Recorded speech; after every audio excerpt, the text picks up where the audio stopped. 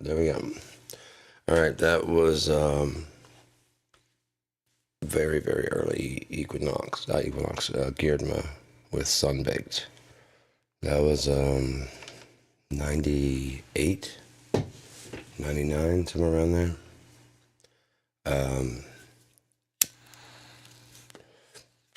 Start off by saying that no, I am not a doctor. I am not. I don't have any degrees. I don't have anything. I went to college, but for music, these are my opinions on psychology. Nothing more. Do with them what you will. These are opinions. I'm not giving out any medical advice or anything like that, so this should not be stricken as any kind of whatever. These are my opinions. It's not medical advice, so therefore it should be no misinformation about anything. I think psychology is a very lazy field. Very much repeating the past of what people are doing right now. Is like they're refining ideas that they currently already have. No one's thinking differently about things. Like schizophrenia, for instance, can easily be defined and explained by the eye and the brain that you use to watch your dreams being open and working during the daytime when you're awake. See? Ever have a dream that's very fucking real?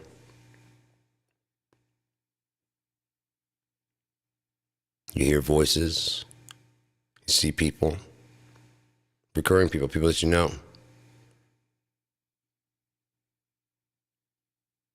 People you don't know. Now imagine augmented reality where that ability to do that in your sleep is able to do that in reality. So therefore, basically, it's kind of like shutting off the pineal gland, or the whichever one that was that looks like the third eye. So many people are trying to open it up. I guarantee, unless you were God, it was something you would not want to do. Unless you're living in God's vein, one of God's children. That would not be something you want to do, because it's what we call schizophrenia. Because you would see all these different things, but only you would see them. Now, if you had that ability and then everybody else could see it also, it'd be called a miracle, wouldn't it? I just go, oh, and there's a lighter here. There's nothing. And then there's the lighter. You see the lighter. Like you see there's nothing, and then I go, bah, and then there's a lighter there. Clearly I didn't do any like palming or any of that normal kind of, like flipping it around or like hiding it between my fingers type shit. Nothing, just, you can take it, and I go, there, and lighters for everybody. And then they just keep stacking up in my hand. Like I said, we call that a miracle. Whereas if I'm sitting there going, yeah, I take one of the lighters out of my hand, and there's nothing in there, we call that schizophrenia.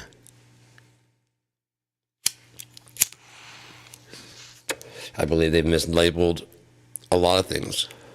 And I believe they've missed several things that they could have easily gotten by just simply doing the math.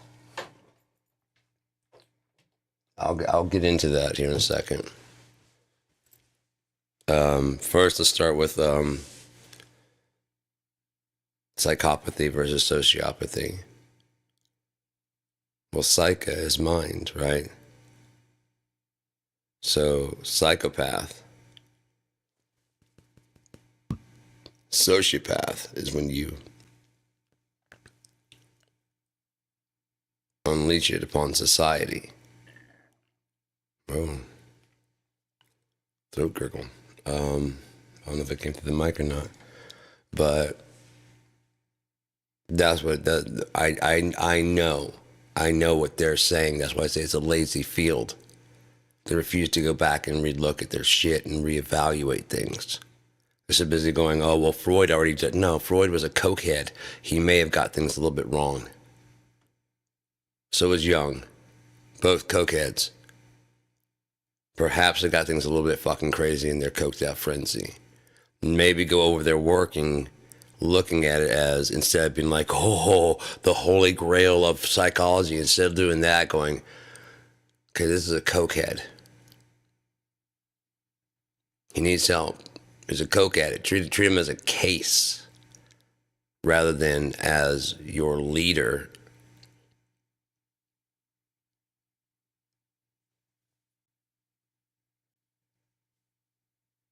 What are you doing, man? Are you teaching people that they shouldn't do cocaine and all those other things, and then using a coke addict to diagnose them? Anyone seen a problem with that?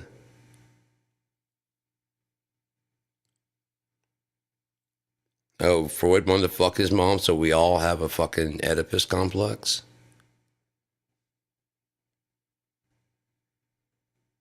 Right? Because Freud, I mean, in your coked out mind, I'm sure it's like, okay, so if I feel this way, then probably everybody feels this way. I don't care if you talk to like everybody in wherever he was at, you know, in Austria or whatever. I don't care if you talk to everyone. Everyone in Austria wants to fuck their mom. That's not a universal fucking truth. It just isn't. You can't say that. Well, I've talked to like 500 Austrians, and of all of them, they all want to. Yeah, all the disturbed people that come to your fucking office. That's like saying that, man, I'm a brain surgeon, and if all the people that come to my office, most of them need fucking work on their brain. So I would have to say that almost everyone in this city needs work on their brain. They come to you because they need work on their fucking brain because you're a fucking brain surgeon, you stupid fuck. So that's the mentality of a cokehead. You know what I mean? They're not fucking thinking right. That's why I say go back over their shit, looking at, okay, this guy's coked out.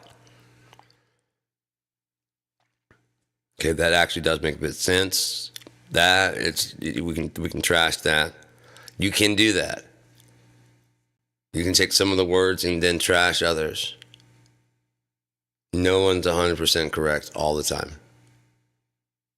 Which brings me to narcissism.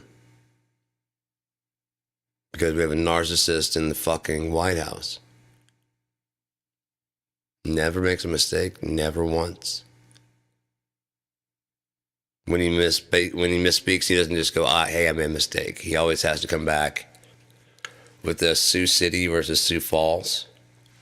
I can't remember what you called it, like Sioux Falls, and they're actually Sioux City. So he walks back and go. I mean, he's leaving the way. The people on the staff, people in the audience were starting to boo, which is why he's trying to walk away because he can't even handle that. And they're booing because you're actually Sioux City, not Sioux Falls. And he's like, he comes back to the microphone. He's like, so look, Sioux City. Not, dude, I've been on the road for a long time. I'm so sorry about that, Sioux City. We left Sioux Falls not so long ago, and I mean it's just city after city after city. We're just running these things, and everybody could understand. Even in Chicago, it's New Orleans. Sorry, we just left by plane. We were just in Chicago. People could understand that. I mean, especially like I said, you're flying around. You just left like a couple hours ago. From Sioux to Sioux. People can understand that, but he can't even fucking admit that. He can't admit that he fucked up on COVID. He can't admit any kind of fault because he's a fucking narcissist, and that means that any fault means he is to blame, which ruins his narcissism of being perfect. And that's where we have the three different types of narcissists. The malignant, the covert, I think there's like an overt, and there's a fourth one that they don't even talk about because they don't know it exists. I didn't know it exists until I ran into it. It's the reluctant narcissist.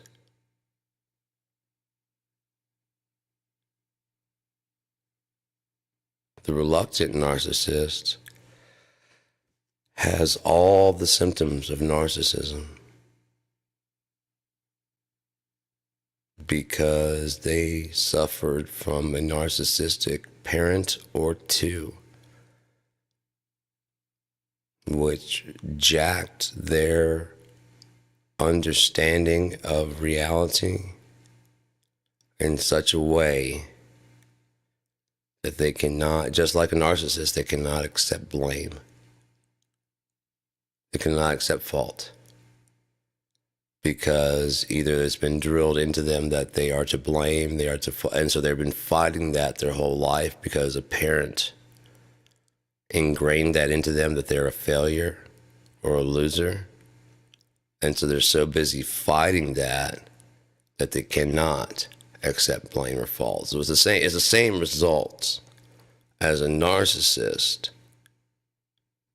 The problem is that they don't mean to be, they don't want to be, they're not trying, and overall they are decent people,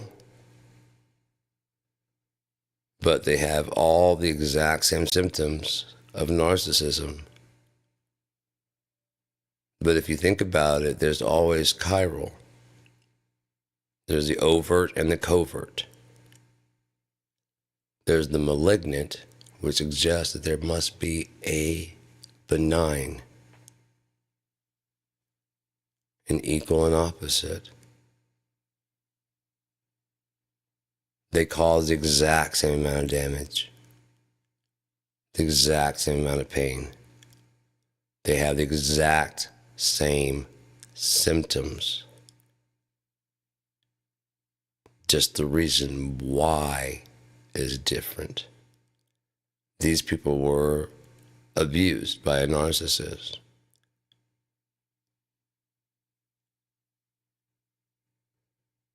And in that sense, like I said, they cannot allow themselves to accept blame because someone has forced them to believe that they have to be blamed for things that they aren't. And they refuse to let that person, that narcissistic person, be correct. So they refuse blame of anything. Anything.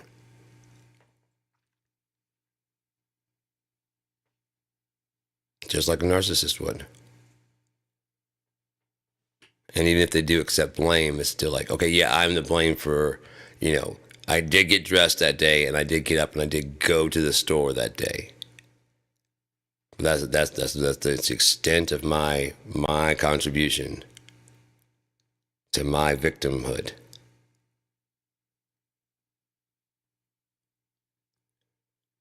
So if you hadn't done that, you wouldn't have been a victim at all.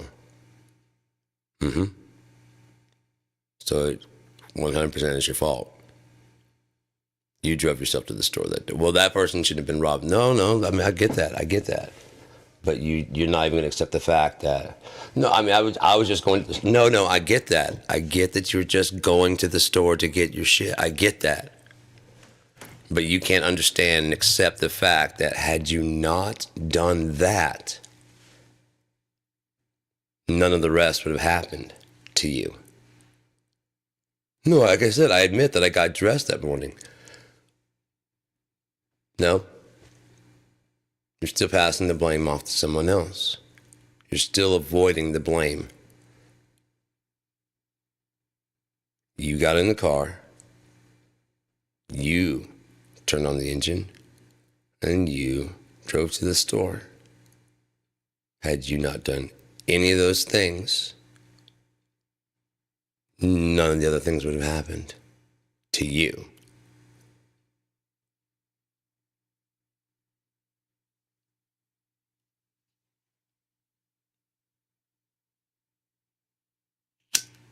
It's just the truth. And if you can't deal with that, then you're just lying to yourself. And therefore, you have the reluctant narcissist that cannot accept even the smallest amount of blame.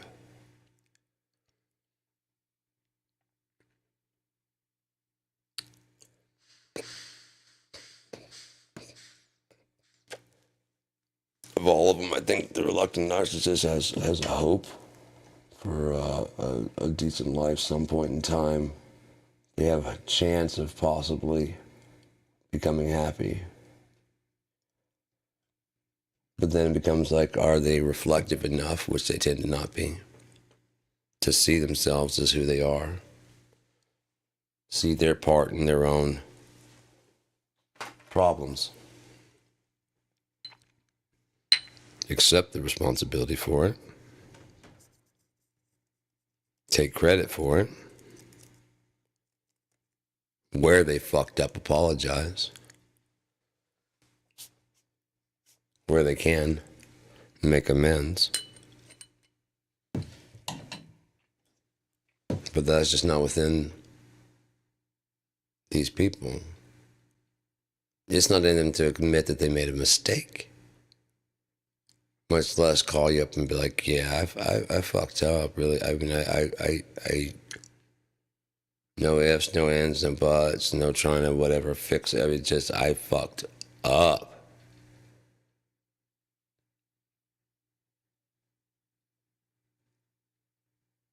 I can't even explain it. I don't even know what the fuck. I fucked up. I don't even know what the fuck is wrong with me.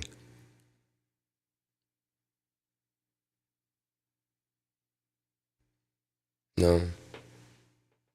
No, is there something wrong with you? And that's actually what the case is. I'm fine the way I am. Something wrong with you.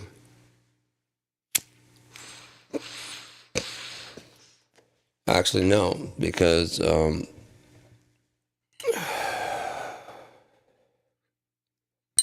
in this situation, as I said, I be me, you be you. Only if you're not being you because you don't know who the fuck you are, you aren't holding up your end, are you? I'm being me. I know who the fuck I am.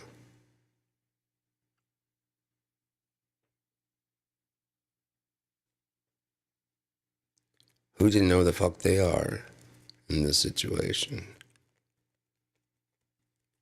I've known who I am since I was fucking 17, 18. And that's why someone who doesn't know themselves and who they are is dangerous. And I would avoid, if I were you, I'd just avoid it. Don't get in a relationship with someone who does not know who the fuck they are. Does not have self-awareness. Do some self-awareness checks on them early on. And that way you don't have to explain anything. It's not going to work out. And you don't owe anybody an explanation. It's not going to work out, and that's all there is to it. Why? Because I can just tell it's not going to work out. Why? I know it's not going to work out. We're different people, and we have different tastes and different likes, and that's fine. What the fuck? Why are you fighting so hard for something that you don't even... It's all good. It's been a week and a half, 2 weeks. It's all good. And that's when you've sunk fucking like 18 years into something. 5, 6 years into something. That's when it starts getting fucking like, then what the fuck? 2 decades? 2 decades.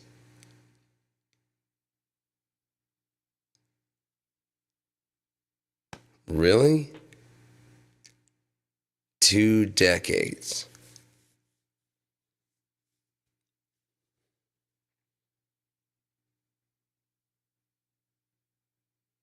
In my situation, like as I said, when I basically divorced her and sent her on her way, it takes 18 fucking years to go from birth to graduation, not to figure out you want to be a dedicated wife.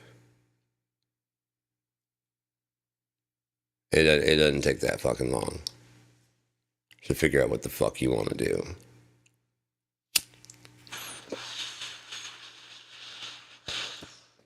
Look, and your idea is that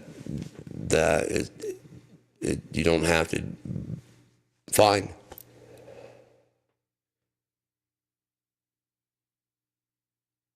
So you say. Why do I have emails from you saying the contrary? All the way back to even 2012. Just wasting time. That's a whole decade ago.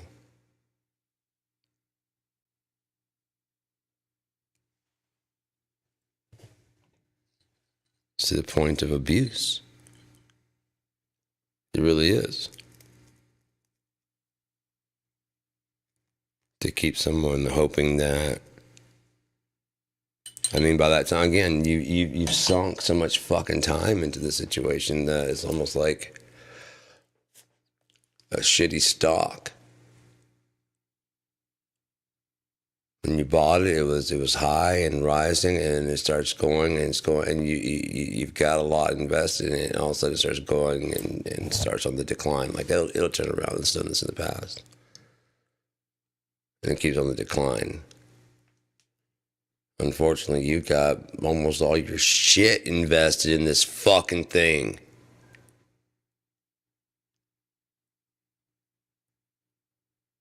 Most of everything you have is invested in this. Has been.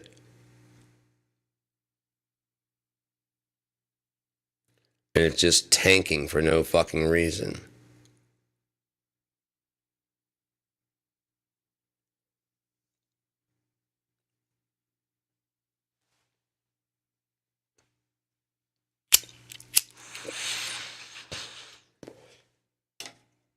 You know what's really fucking crazy about this world is that like guys are blamed no matter the fuck what.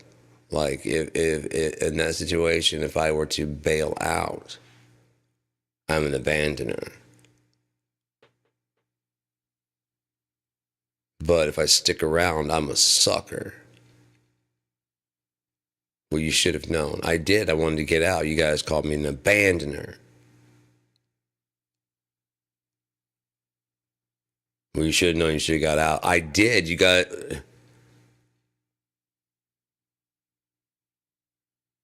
There was a lady talking about this. One of those. I can't remember.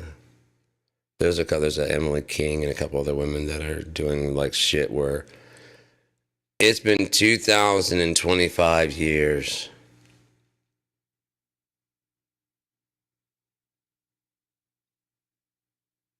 And women are just now going, oh, we don't do anything for guys at all.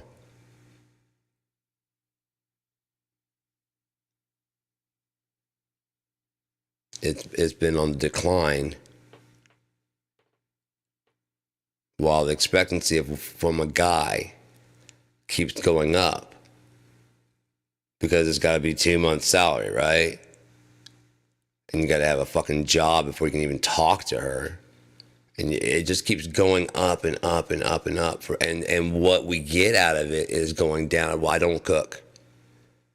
I'm a modern woman. I don't cook. I don't clean either. Well, I don't want to put them in daycare. Well, I want my career. And it's just, you see, it's just going down. And then what is expected? No. You're supposed to read my mind. Well, that's what's in the movies I watch. And that's what I want. Well, you need to make like 5 or 6 figures then. Well, then don't talk to me.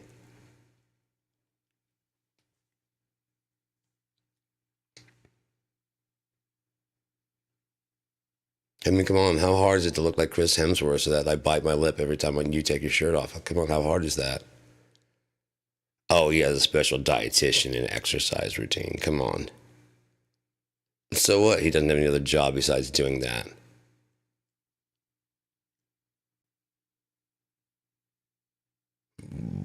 But what are you trying to say? My point is, why aren't you doing all the things that I want? Doing things you want? What kind of fucking chauvinist piece of shit are you? I'm a modern woman. I do what I want to do. You need to be worrying about what you're doing for me.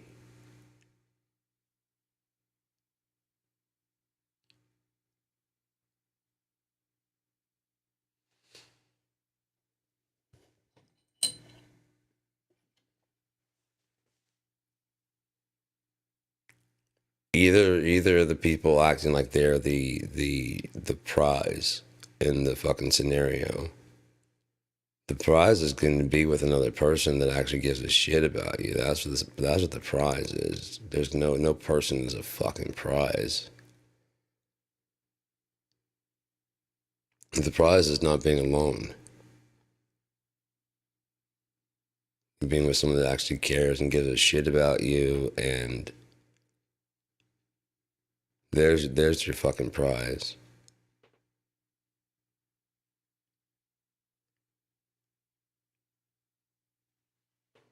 The women that like sit there and say, like, when they're like, well, what do you bring to the table? The women ask what the guy brings to the table, like, what do you bring to the table? I am the table. So you just lay there?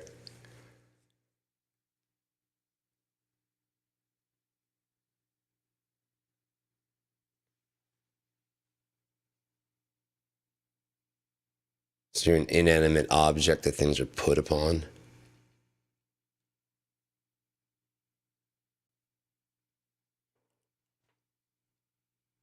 I don't need that. I don't need a dishwasher.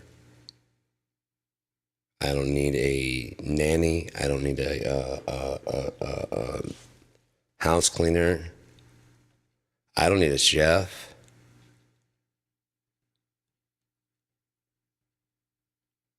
I need a fucking friend.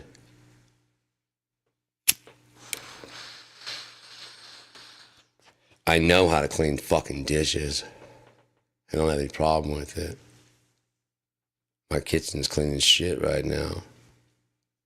I know how to wash dishes. I mean, how to do laundry and fold them. All my clothes are fucking washed. Everything's fine. The house is vacuumed. And as much as I smoke in here, it still smells nice. Because I have carpet freshener. And an air purifier.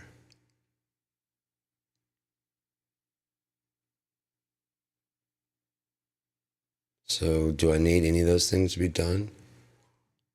All my things I need to be cleaned up are cleaned up at the time that I want them to be cleaned up.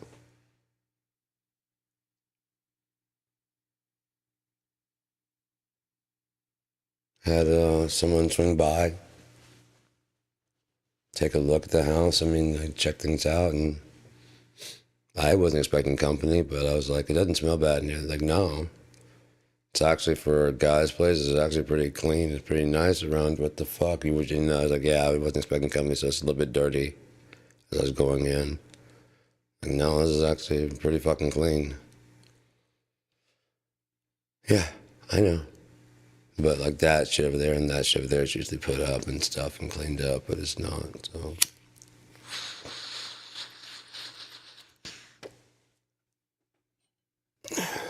Dishes are all washed in a timely fashion. No rats, no mice, no roaches. No fucking problems.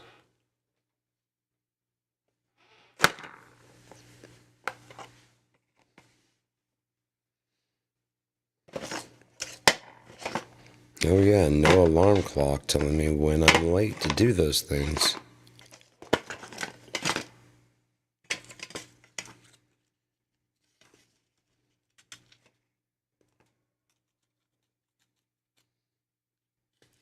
Then I wouldn't be pissed about anything at all, because people don't work out. That's just the way things go. But there were several junctures in there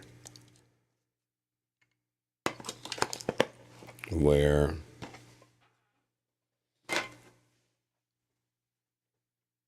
it didn't have to go this fucking way, man.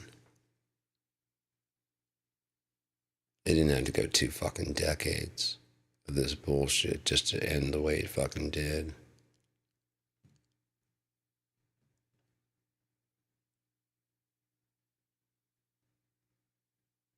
Just absolute horse shit, man. Absolute horse shit.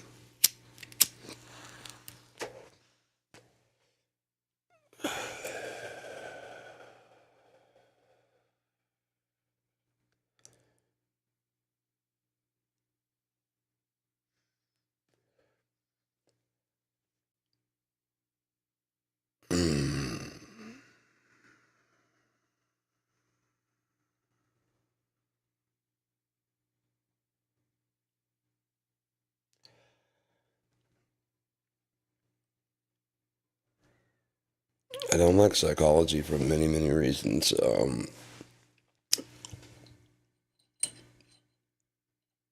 It's a very rigid science. Once they've made up their mind about something, they're not changing. Once they've decided you've got a problem, that's it. My mom didn't really understand. I've actually been locked up before, so I understand. Once they get you behind those doors, there's like the main office, like whatever that looks normal. Once they get you behind those back doors, everything's laid out like a fucking maze. So if you're not in your right mind, you're not finding your way out.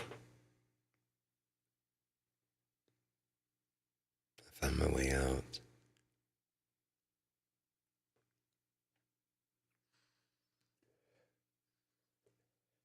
I found my way out the day I walked in. And I'm like, and that's how I'm getting out when they try and keep me. Because I self-admitted, because they're like telling me that either I can self-admit or they could keep me. If they keep me,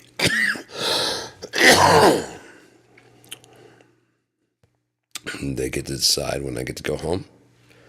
If I self-admit, it's a 72-hour observation. So I'm like, well, I guess I'm going to do that then, aren't I? When the 72 hours is up, we've decided we want to keep you longer. I'm like, I knew it. That's why the first day I got here, I'm like, and that's why I'm getting out. When you guys decide to keep me, I knew it. I knew it immediately.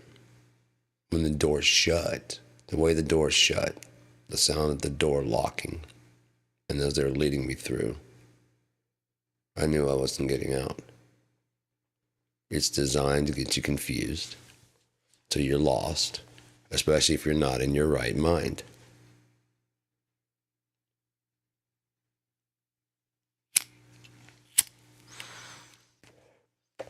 So, after the separation, things got pretty fucking bad, of course. I've always had serotonin problems, but it got really, really bad. And since I'm on tramadol and it has serotonin in it, I was asking her to, take me back up. I'm down to 4. I was down to 4 from 8. I was like, can you just take me back up to 8 for like a month or two? And just, I've had antidepressants.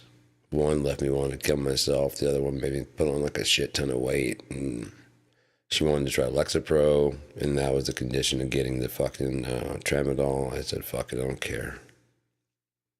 Because I don't care anymore. I really don't.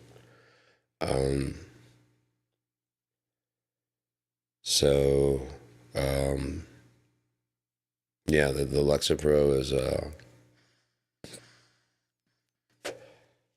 it was working well for helping me get off the tramadol. Now it's just kind of like my body's just like, yeah, I mean, we're about balanced out now where we need to be, almost.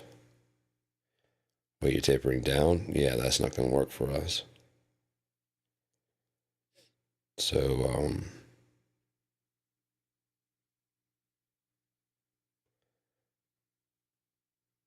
I got Lexapro. I got the tramadol. I got back down to 6 already. Trying to get lower, but it's not easy. Yeah, each taper down is it's its own little fucking struggle. And yeah, I usually don't do too good at the very first onset of it, but I don't know. See what happens. When it gets bad, I end up taking like extra ones so that way I can, just push through.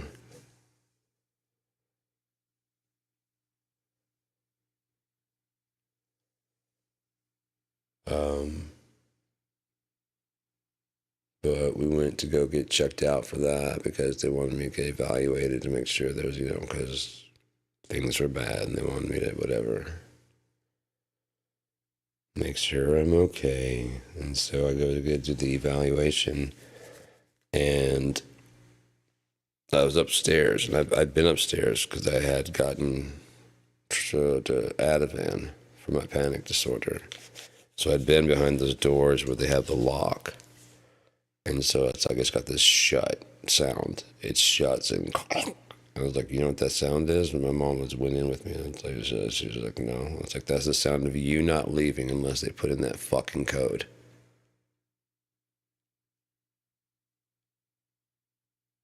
And her face, she saw the seriousness in my face, and I'm like, that's the sound. That's what that sound is. That's the sound of you not leaving unless they put in that fucking code.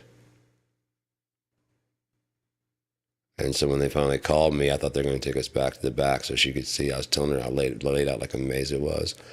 We went downstairs. They took us downstairs and did like an eval, and it was a little maze-like, but it definitely wasn't bad. You had to do like left, right, left, and then the first right was the room. You know what I mean? It was this fucked up fucking corridor. You're cutting through and like this office looking thing, so it looks fucked up. You know what I mean? So like, if you're disoriented, you're like, oh shit, I just walked into an office, but it's not an office. You're supposed to walk through there. It's like a reception area. You know what I mean? But it looked like you're walking right in the middle of that office. So if you walk in, you're like, people know you don't belong there. You know what I mean? They can tell quickly that you're an escapee because why are you going? You should know that this is the way out. But yeah, just going through the little small left, right, and then the first right on the fucking. We're walking out. My mom's like, geez. I'm like, oh, that's nothing. The door upstairs, remember the one that clicked? And it's like, yeah, that's where it starts like getting fucked up.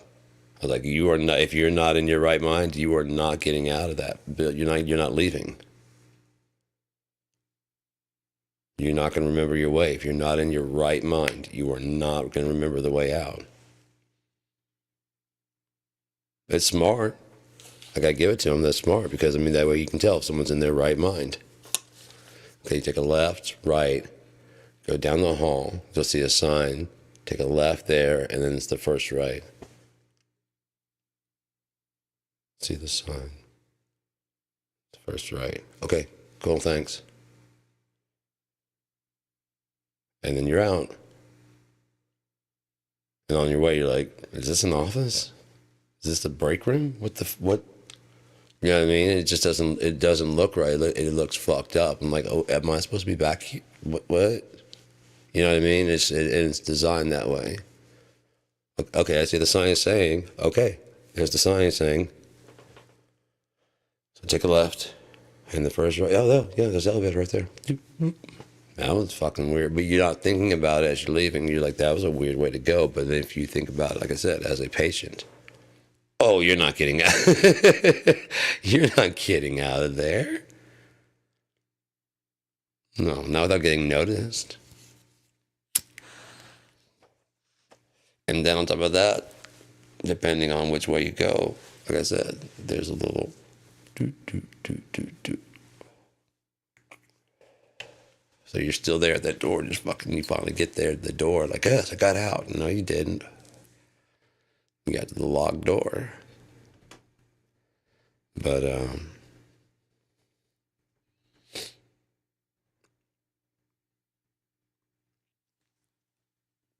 they really don't,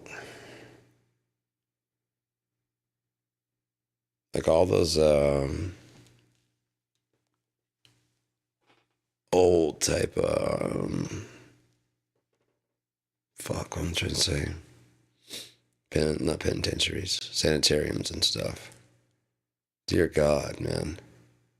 So is there going to come a time in the future, especially with AI understanding the brain better, and they're figuring out how to like stop Alzheimer's and things like that, are they going to look back at this time and go, how fucking barbaric?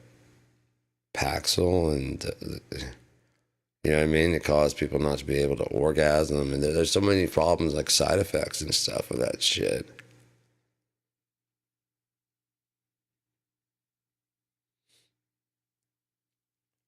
Yeah, I don't know, man.